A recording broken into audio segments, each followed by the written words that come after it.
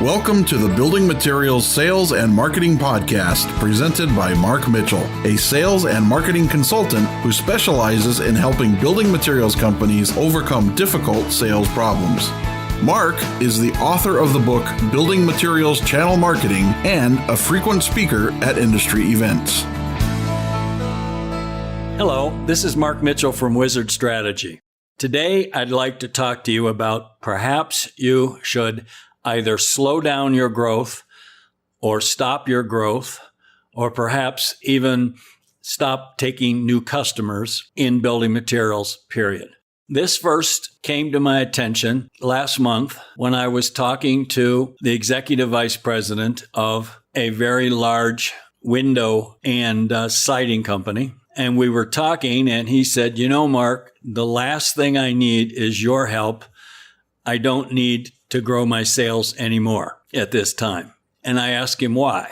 And he told me that things are so good because of the economy, construction activity, their offering as a company and their product offering, and the perhaps problems customers are having with some of their competitors, that sales are growing faster than his, I'll call it, operations can keep up with it. So he's started to notice that hearing back from customers, in his case, he's doing a smart thing where he's actually asking customers, tell me where we're screwing up, tell me where we could be doing a better job. And he started to find that as they've been growing, their level of customer satisfaction is dropping off. It's declining. So they haven't been investing in more customer service people, for example. If it's simply more people to answer the phone, they haven't been perhaps adding people that customers deal with or order processing, making sure that they're communicated with. He's noticed their lead times are starting to stretch out a little bit. It's harder for customers and their own salespeople, his own salespeople, to get accurate information all the way around. And so I thought that was a very intelligent decision, much as I would have liked to work with this company. I thought it was a very intelligent decision that his goal right now is to slow down a little bit and let the other parts of the company catch up with the growth in sales, not only for their company, but if the construction activity and the economy continue to perform well, the growth caused by those. I also recently heard about, I'll just say, one of the larger building material companies, that they intentionally have decided to reduce their sales volume by a substantial amount, like 20%. And that shows me, one, that when you have a lot of growth, there are also perhaps bad signs to growth. And so you can look at growth for growth's sakes, but perhaps you step back and look at what is growth costing you. And maybe it's not the smart play, particularly as you look at your business longer term. If you're growing that fast, there's a good chance that you're underpricing your product. You're also, once again, not getting a great reputation with customers, be they contractors or builders, distributors, or dealers. And those slips in your reputation, they stick with them a long time. It's easy to lose a reputation of being a dependable, reliable company to deal with, and it's hard to gain it back. Is that old adage of, if people will tell 10 people about a problem and one person about when you do something good, and that memory kind of sticks with them. So looking long term, you may want to make sure, or it would be very wise to make sure that your operational capacities, capabilities, resources are in alignment with your sales volume. Too many companies, because I'll say they operate in silos, the heads of these different departments are measured on a different set of metrics or KPIs and that aren't in alignment with your sales organization. and what their growth is. So if you grow, then a certain percentage, at some point you need perhaps to add customer service people. Okay. Too many companies don't add to these other critical departments. They just keep lumping it on, which means that all of those areas, the ability for them to make your customers happy, make your salespeople happy, starts to decline, period. I also have recently started to hear from salespeople as I talk to them who are bringing this up.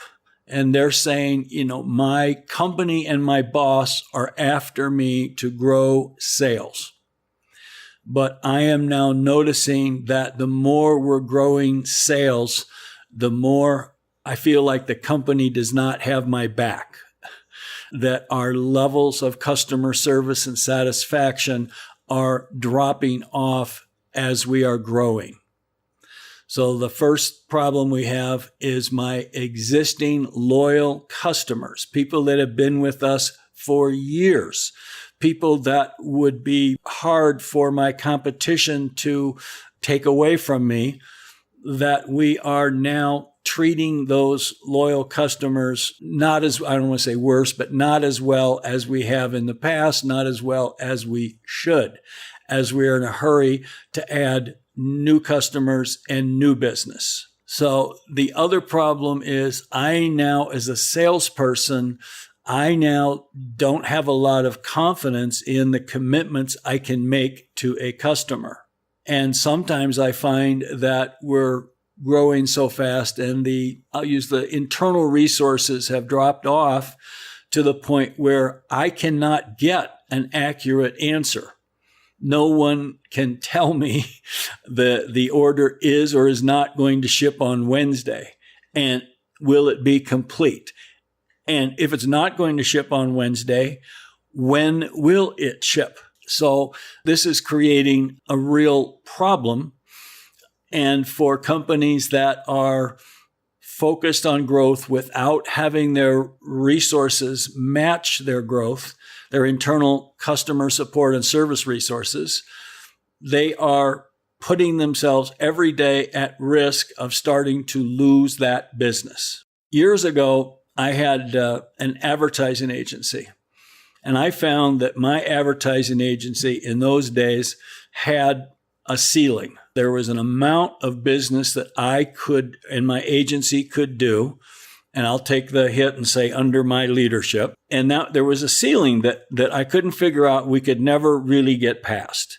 And then I realized that what happened as we grew, and even as I tried to add people, the people, even if they were good, they were not part of our system. They weren't trained. They didn't have time to get fully on board. And so at certain point, we get up to that ceiling, that certain number of annual sales. And then I would literally, the minute we hit that, I could literally see it decrease for the next 90 to 120 days.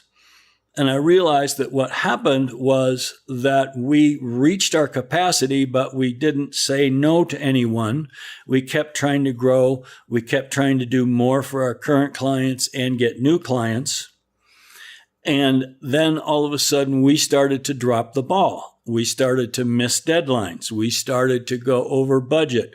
We started to not do the level of job that we were known for. And the clients punished us by taking business away from us, by giving us less work. And then we'd go through that cycle. And after about 90 to 120 days, it then would start to correct and we'd get back on a growth path.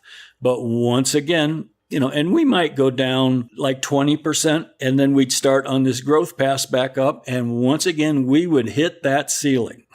This is how big of an agency we are. We think we could grow bigger. We think we'd like to grow bigger. But unless we made some serious changes in how we did things, we were going to just stay in that current cycle of hitting our ceiling. I find most building material companies are very focused on growth, which is always a great thing to be. And when they're losing business, they're not really seeing why. I rarely have a company say to me, we lost that business and it's our own darn fault. It's always that the customer is difficult to deal with. He's not fair. He just cares about price. He's not loyal. Or those underhanded competitors that came in with a lowball price. Okay? I can't think of a time when I've heard, unfortunately, someone stand up at a building material client of mine and say, we lost this business because of us. Okay, as a company. That's another thing to take a look at. And take a look at when you lose a piece of business, rather than immediately jumping to it's the customer or it's the competitor, take a hard look at yourself. Now, the best way I know to do this, number one, is that the senior leadership of a company have a direct line or communication or relationship with customers, and not just your biggest customers, the ones that maybe you take on a fishing trip or something once a year, the ones that you're very close with. Those are certainly very important. And I've seen a couple of companies in the last year who have lost really big customers who have been with them for over 10 years, and it came as a total surprise to them. And the reason why was they are not paying attention. They were assuming they're doing a great job in all of these areas. Now, these areas are hard to measure. I'm starting to see more companies start to measure their performance levels with customers and report them to the customer and work with the customer to resolve them, because we frequently will find a customer, they'll take one problem and they will then ding you and say that you're just not living up to things, but maybe you're doing the best job you've ever done. But they're just looking at this one instance of a problem. So being able to track things is great. And that's not an easy thing to do. Once again, it requires an investment in whatever the tools are that enable you to measure it. It also requires people to put the data in and someone to take the time to look at it, and then that person to be empowered to actually act upon making improvements. I find a quick step that you can put in place today that doesn't take really any money, and that is for the senior leadership to constantly be checking with customers, both large and small, customers that you're familiar with and you know each other, and customers that you've never met with. I'm always reminded of, there was a mayor of New York City, Ed Koch, and he was this, tall, gangly, bald-headed little guy, and he had a famous thing where if he was walking down the street of New York, right, he would walk up to people and literally say, "How am I doing as your mayor?" Okay, he was inviting them to come down on him, right? My impression was 20 times a day he was asking people, "How am I doing?" And probably 80% of those people he'd never met before. They'd never met him. He was just trying to talk to the citizens of New York City, no matter how big or small or important or unimportant they were. And if I were the leader of a building material company, that would be something I literally would want to do on a very regular, ideally taking 15 minutes out of my day every day to just randomly pick up the phone and call customers, introduce myself, and ask them that question. Yes, you will hear some individual person that has a specific grudge or problem, but I guarantee you, after you talk to 12 people and you're going to start to see, oh, we are having a problem here.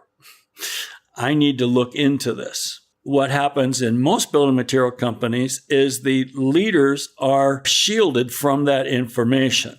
The customer service leader is not going to come down and say, "Gee, I'm not doing my job."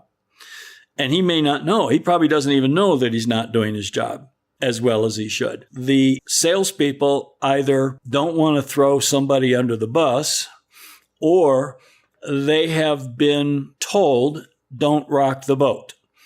Perhaps the sales leader, "I know we have a problem in this area, but just be quiet and deal with it. There's nothing we can do." So I would really encourage you as you are step back and take a look at your growth goals and make sure that they're in alignment with your operational abilities to keep up with it and match the same high level of customer service and support that your customers are demanding today. And those levels of service and support are going to just get higher. The individual relationship that you as a company, as a leader, or your salespeople have with your customers are going to continue to get less and less important every day. Yes, it's great to know your customer and to like each other and have a good relationship, but more and more that counts for less every day. So they're dependent upon the person that answers your phone in customer service is probably a lot more important to that customer relationship than you are giving them credit for. Now, another area to take a look at while you're doing this is also to monitor your competition. You want to have a benchmark of how well is your competition doing in these areas compared to you. And the other one I would recommend is you talk to your customers and you ask them of all the companies they deal with, who are the best? Perhaps who are the top 3 companies in meeting their customer service and support needs, and benchmark yourself against them. Too many companies purely look at our sales are limited by our capacity to produce. So we have, for example, however we get our products produced, if we have a factory, our factory can produce this much. That is the limitation on our growth. It is not based on a holistic viewpoint of there's other aspects that we get to a certain point of growth, we need to make an investment in these sales and support areas. Another great source of information, if you have the culture that can permit it, is for it to invite these salespeople who are talking to your customers day in and day out, invite them to give you their candid assessments of where is the company dropping the ball? Where could you and should you be better? Many companies don't have the culture that permits that or encourages that feedback. It's like they don't want to hear it. So you don't want your company to be one of those if you want to continue to grow and be I'll just call it a sustainable company. Because if you are growing today, but you're starting to drop the ball more and more in customer service and support, I wonder where you will be 5 years from now. And I wonder where you will be the next recession when it comes along, how you will weather that. Now, if you don't care about that, then just keep going forward. But I think the smarter companies have a little bit longer term view than what are our sales in this quarter. So I wanted to just share this with you today so that while I am all about growing, I'm also really about growing intelligently. You'll also find that many times you are out on the forefront of growth and you think the way you have to grow is mainly through your pricing. And you will be amazed at how your growth can also happen at a higher price by being best in class in terms of customer service and support. So I hope this has been helpful. And if I can be of help to your company, I look forward to talking to you. Thank you for listening to this podcast from Mark Mitchell on building materials, sales, and marketing. We hope he gave you some fresh perspectives on how to grow your sales and will listen to future episodes.